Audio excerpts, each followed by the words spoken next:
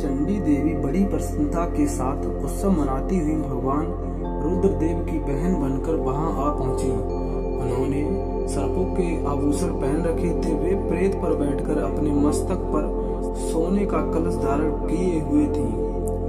धीरे धीरे वे वहां सारे देवता भी एकत्रित हो गए। उस देव मंडली के बीच में भगवान विष्णु भी गरुड़ पर विराजमान थे।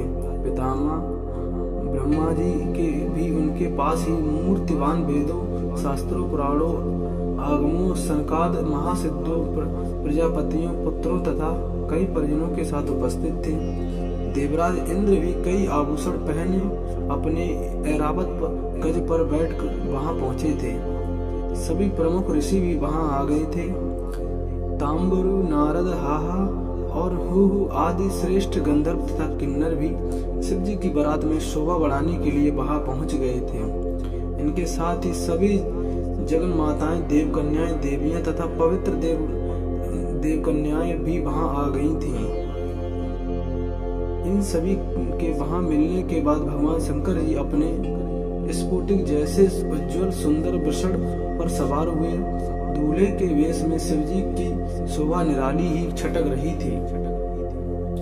इस दिव्य और विचित्र बारात के प्रस्थान के समय डमरुओं की डम डम, शंखों की गंभीर नाद, ऋषियों महर्षियों के मंत्रोच्चार, यक्षों, किन्नरों, गंधर्वों के सरस गायन और देव कन्याओं के महा मनमोहक नृत्य और मंगल गीतों की गूंज से तीनों लोग परिवार हो उठे।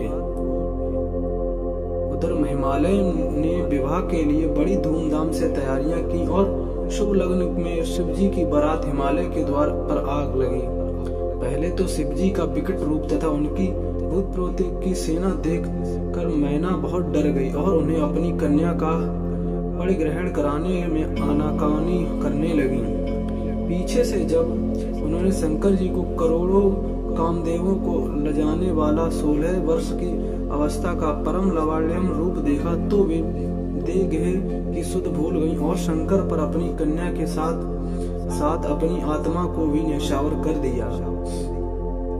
हर गौरी का विवाह आनंद पूर्वक संपन्न हुआ। हिमालय ने कन्यादान किया। विष्णु भगवान तथा अनन्याय देव और देव रमणियों ने नाना प्रकार के उपहार भेंट किए। ब्रह्मा जी ने वेदोक्त रीति के विवाह करवाया। सब लोग अमित उत्साह से भरे अपने अपने स्थानों पर लौट गए।